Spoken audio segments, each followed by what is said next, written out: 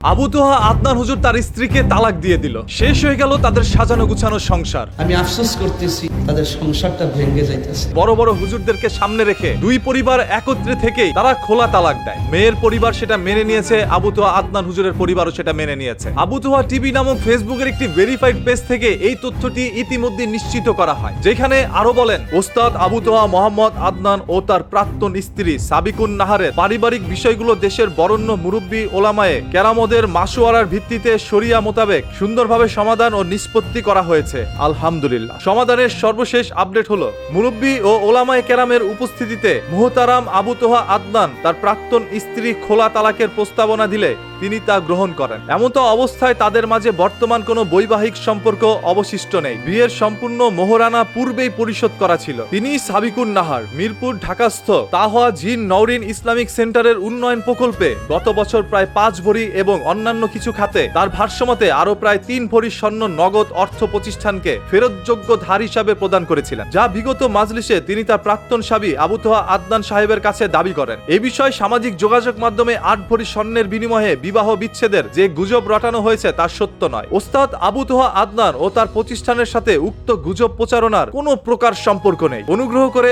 আপনারা কেউ কোনো প্রকার গুজবে প্রবাহিত হবেন না এবং কারো প্রতি কোনো মিথ্যা অভিযোগ বা অপবাদ আরোপ করবেন না। বাচ্চাদের বিষয়ে মুরব্বীদের মজলিসে শরিয়া সম্পূর্ণভাবে ফয়সালা প্রদান করা হয়েছে। উভয় পক্ষ মজলিসের উক্ত ফয়সালা সর্বসম্মতিক্রমে মেনে নিয়েছে। বিষয়টি ওলামায়ে মজলিসের পরামর্শক্রমে পারিবারিকভাবে নিষ্পত্তি হয়েছে। তাই এই বিষয়ে সামাজিক যোগাযোগ মাধ্যমে নতুন করে আলোচনা সমালোচনা না করার জন্য আমরা সকলের নিকট বিনীত অনুরোধ করছি। ইতিমধ্যেই আবু তোহা আদনান হুজুর তার স্ত্রীকে তালাক দিয়ে দিয়েছে। সেখানে বাংলাদেশের বড় বড় হুজুররা ছিল, অসংখ্য গণ্যমান্য ব্যক্তিরা ছিল এবং দুইটি পরিবার একত্রে হয়ে ইসলামী শরিয়া অনুযায়ী এরকম একটি বিচ্ছেদের ঘটনা ঘটে, যে বিষয়টিতে তারা আবার আলহামদুলিল্লাহ প্রকাশ করে। অনেকেরই দাবি এই সাবিকুন নাহার সত্য কথা বলার কারণে আবু তোহা আদনান হুজুর তাকে তালাক দিয়ে দিয়েছে। স্ত্রী যখন আসল কথা বলে দিল, এখন সেই স্ত্রীকে ছেড়ে দেওয়ার জন্য সিদ্ধান্ত নিয়েছে। যদি স্ত্রী এই অপবাদগুলো গোপন রাখতেন, হয়তো বা স্ত্রীকে আই লাভ ইউ বলতো। তার মানে বোঝা গেল আমরা আবারও ধোয়া ভাঙ্গে বলতে পারি ভালো হয়ে যাবে মাসুদ। তবে অসংখ্য মেয়েরাই কখনো এটা মেনে নিবে না তার স্বামী অন্য কোনো মেয়ের সাথে পরকীয়া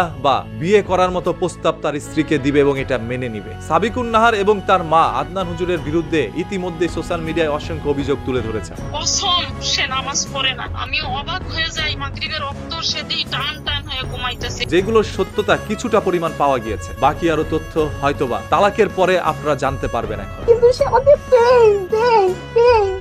দিতেই আছে। আমার কাছে বিষয়টি ভাই অত একটা ভালো লাগে নাই, কারণ সংসার গোছানো অনেক কঠিন, তবে ভাঙা খুবই সহজ। তাদের সংসারটা ভেঙে যাইতেছে। আদনান হুজুরের একটি ওয়াজ মাহফিলের বক্তব্যে তিনি এটা আগেই বলেছিলেন, আমার বউ যদি আমার কথার বিরুদ্ধে যায় এবং আমার কথা না শুনে আমি তাকে তালাক দিয়ে দিব। আমার স্ত্রীকে আমি এইসব করতে দিব না। ওর ক্ষমতা আছে করবে, করলে ওকে আমি তালাক দিয়ে রেখে দেব। শেষ।